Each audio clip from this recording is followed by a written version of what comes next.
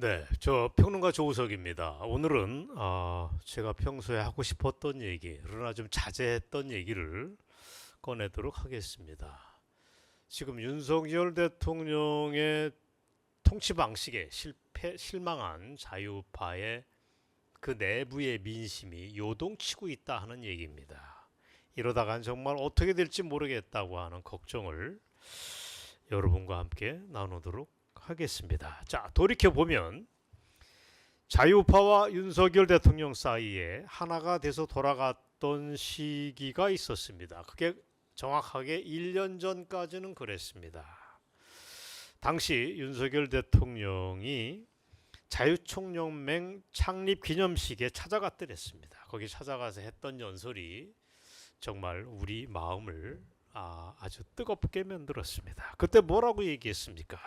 바로 반국가 세력 문제를 꺼집어냈습니다. 이건 놀라운 일이었습니다. 저는 이 연설 하나로 윤석열 대통령은 박정희 전두환 이후 그런 얘기를 했던 대통령이 역대에 없었는데 바로 이거 하나만으로 우리가 원하는 철권 통치자, 요즘 유행어대로 스트롱맨이 될 가능성이 있다고 박수를 보냈습니다. 실제로 윤석열 대통령은 이렇게 얘기했습니다.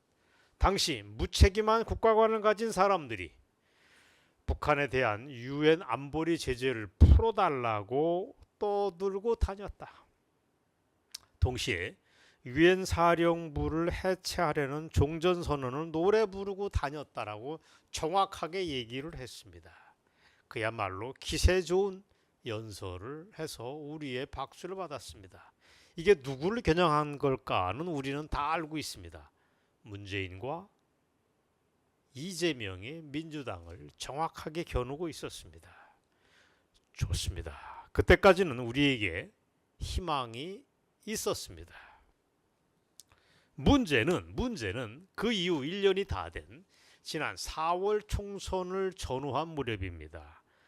그 전후에 보여줬던 윤석열 대통령의 통치 방식, 국가 경영은 그야말로 실망 그 자체다라고 얘기할 수밖에 없습니다.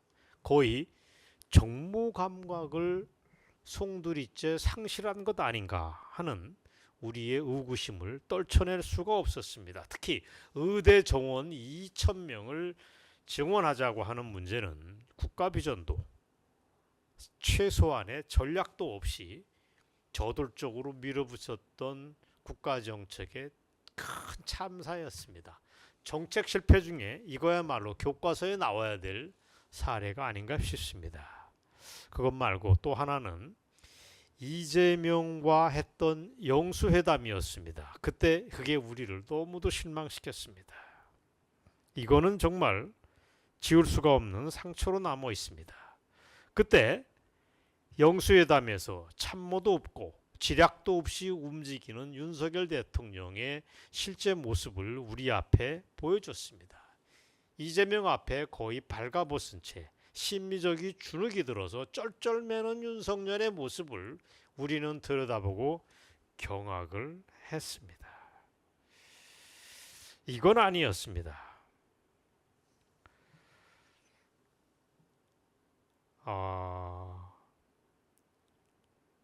결정적으로 영수회담에서는 협치 얘기 말고 협치 얘기야 신문 방송에서 떠들어대니까 할 수 있습니다.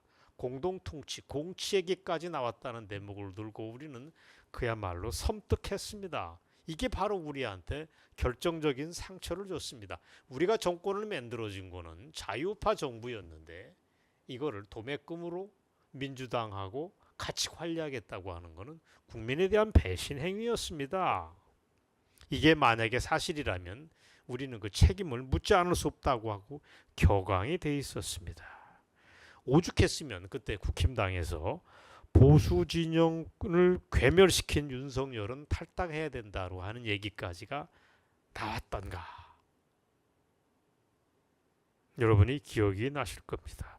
구체적으로 총리 인사와 관련해서 보수 지지층을 고려해서 중도 성향의 인사를 우리가 알아서 뽑겠습니다. 그래서 당신들한테 선택권을 주겠습니다라고 얘기한 거는 정말 우리를 부글부글 끓게 만들었습니다. 윤석열 대통령은 지금 제가 판단하건대는 심리적인 주눅 단계를 넘어서 사실상 심리적인 탄핵 단계로 넘어갔다 는 판단을 하지 않을 수가 없는 상황입니다. 그러다가 오늘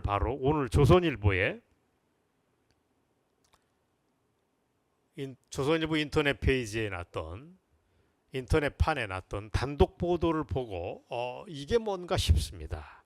단독 보도 내용은 여러분이 지금 함께 화면으로 보시지만 윤석열 대통령이 정무장관직을 신설할 방침이다. 그래서 야당과의 소통을 강화하겠다는 것을 정식으로 발표를 합니다.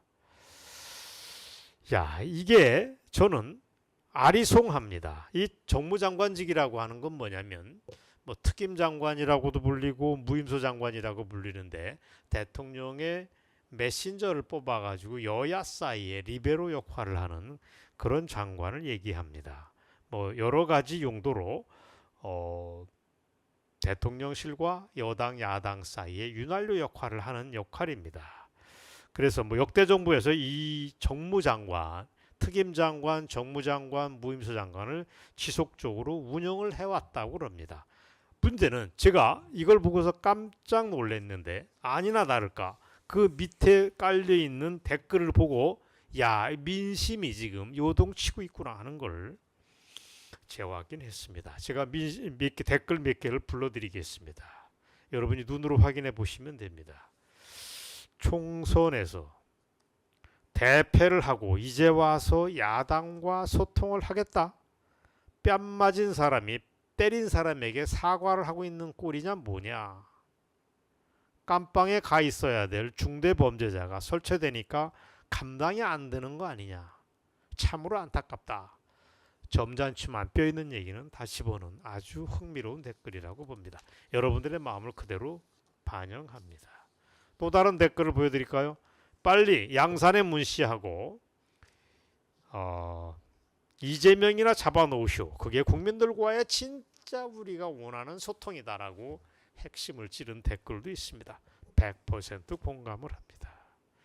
진짜 국민과의 소통을 하려면 정무장관 만들어서 리베로 역할 하기보다는 양산의 문재인, 민주당의 이재명을 잡아들이는 거 아니냐라고 그야말로 돌직구를 던진 댓글입니다.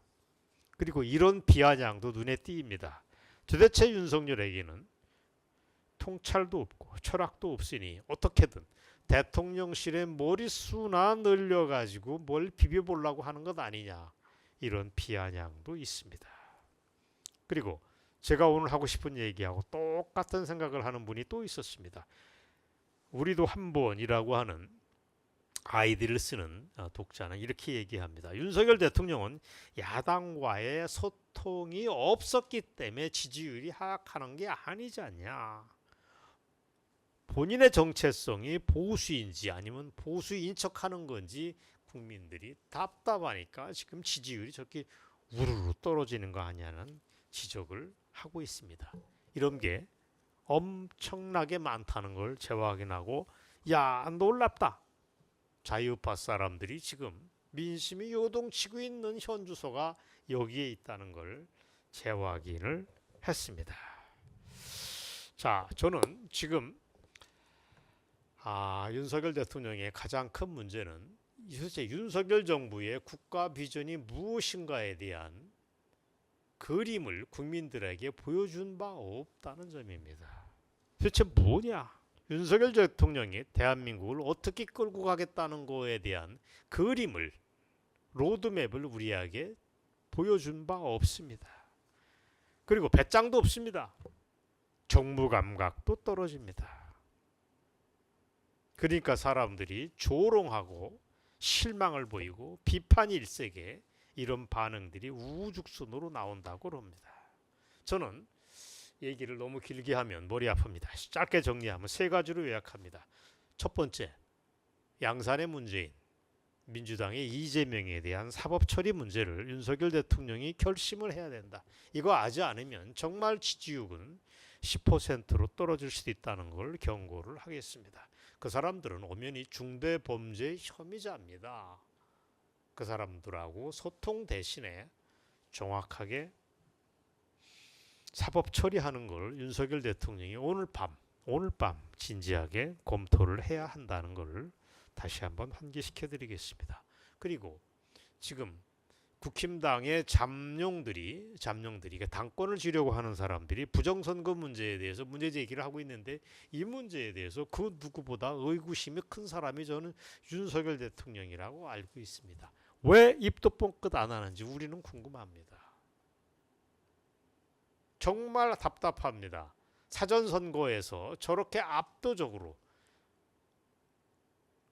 국힘당이 대패를 했다고 하는 건 통계학적으로도 그렇고 현실적으로도 불가능한 일이라는 걸 안다면 정확하게 이 문제를 정식으로 국가의제로 삼아서 던져봐라, 이런 조언을 드리겠습니다. 부정선거 이슈만을 정식으로 문제제기하는 것만으로도 윤석열 대통령의 지지율은 올라가고 국가 정상화의 의지가 있구나, 저 사람에게 그게 있구나라고 하는 사람들의 신뢰를 재확인하는 계기가 될 거라고 봅니다. 지금 윤석열 대통령은 속으로 김건희 여사랑 함께 탄핵 공포증에 시달리고 있다고 저는 봅니다. 탄핵 공포증 맞습니다. 바짝 주눅이 들어 있습니다. 지금 윤석열 대통령이 하는 모든 행동 거지는 탄핵 공포증이 실마리를 갖다 대면 모두가 다 풀립니다. 이래서는 안 됩니다. 여기서부터 벗어나야 됩니다. 지금 냉정하게 얘기하면 김건희 여사는 국민 밉상으로 되어 있습니다. 탄핵의 도화선 역할까지 하고 있다면 정말 입술을 깨물어야 됩니다. 이혼을 하는 한이 있더라도 국민들의 의혹, 국민들의 분노는 풀어줘야겠다고 하는 게 윤석열 대통령의 정확한 정책 방향이 돼야 됩니다. 쟤네들의 탄핵에 덫에 끌려 들어가는 것만이 아니라면 보다 배짱 있게 본인이 나와서 국민들과 회견하면서 풀어주면 됩니다. 왜 자꾸 숨어들려고 하는 건지 우리는 답답합니다. 현실적으로 윤석열 대통령은 59분 대통령이라고 불립니다. 왜 이렇게 본인이 하는 얘기가 1시간 회의에 본인이 59분 떠들어댑니다. 상식이지만 앞에서 떠드는 것보다 더 중요한 게 확인 행정입니다. 윤석열 대통령은 본인이 앞에서 외치면 남들이 따라오리라고 믿는 것 자체가 제가 볼 때는 훌륭한 지도자의 모습이 아닙니다. 그리고 사석에서는 시도 때도 없이 폭탄주를 아직도 마시는 걸로 알고 있습니다. 불쾌한 얼굴에 윤석열 대통령의 얼굴을 국민들이 보면서 저렇게 해서 국정에 대한 집중력이 살아날까 하는 의구심을 품는다면 윤석열 대통령은 심리적인 탄핵에 거의 근접한 거 아니냐 하는 얘기를 하지 않을 수가 없습니다. 그 다음에 인사 문제를 언급치 않을 수가 없습니다. 왜 이렇게 윤석열 대통령 주변에는 제대로 된 참모 하나도 없다. 예를 들어서 언론 정책 하나만 두고 둘러서도 제대로 된 이 문제를 컨트롤할 수 있는 타워 역할을 할 사람이 한 명도 없다. 문제는 각 부문이 다 그렇다는 점입니다. 정말 실력 없고 구직처 차원에서 대통령실에 들어간 친구들이 득식을 거린다. 이거의 총합이 지금 윤석열 대통령 국정 지지도에 대한 말도 아니게 떨어지는 수치를 바로 보여줍니다. 이러면 안 됩니다.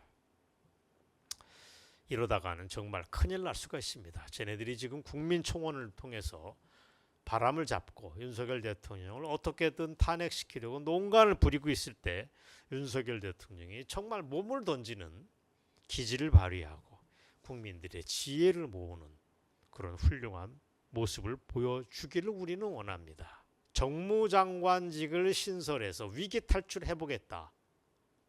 국민 눈에는 그 꼼수가 통하지 않는다는 걸 용산에서 인지를 했으면 좋겠습니다. 잘못하다가 정말 국민들의 분노 게이지가 더 높아졌다가는 큰일 난다. 이런 걸 오늘 새삼 말씀드립니다. 물론 우리가 좌빨들이 하는 그런 탄핵 선동에 동조할 생각은 전혀 없습니다. 그래서도 안 되겠습니다. 그러나 윤석열 대통령이 앞으로 남은 3년이 너무 길다고 하는 좌빨들의 선동으로부터 벗어나려면 본인 스스로 몸을 추스리기를 우리는 원합니다. 그래서 자유파와 한몸이 돼서 인사라든가 정책에서 우리들한테 실망을 줬던 거를 다시 번복을 하는 과정이 좀 필요하다고 봅니다. 제일 중요한 거는 윤석열 대통령이 제가 지난해도 반복해서 얘기했지만 내가 누구냐는 자기 정체성 문제를 스스로 오늘 밤 잠자리에 들기 전에 한번 확인하는 과정을 저는 거치길 바랍니다. 내가 대한민국 현대사에서 어떤 역할을 할 것이냐, 내 남은 임기 동안에 어떤 역할을 할 것이냐에 대한 차근차근한 대차대조표를 만들어 보길 바랍니다. 지난 2년 무엇이 잘못됐고 내가 정체성을 어떻게 잡아서 정말 반국가 세력을 어떻게 이 땅에서 아웃시키고 그 대한민국을 정상화할 건가에 대한 면밀한 로드맵까지 잡아달라. 그게 윤석열 대통령이 오늘 침대에 들어가기 전에 냉정하게 되물어야 될 질문이다. 그래야 정무장관식 신설하는 그런 누구도 공감하지 못할 정책의 실패로부터 벗어나는 길이다는 것을 강조를 하겠습니다. 오늘 방송에서는 전부터 하고 싶었던 얘기를 정리를 해봤습니다. 정말 한 몸이 되어서 돌아가야 될 자유파와 윤석열 대통령이 어떻게 다시 뭉쳐서 기백 있게 움직일 수 있느냐. 여기서 삐끗하면 설 곳이 없다는 지적을 또 한 번 했습니다. 오늘 방송 여기까지입니다. 윤석열 대통령의 건투를 빌겠습니다. 오늘 방송 여기까지입니다. 감사합니다.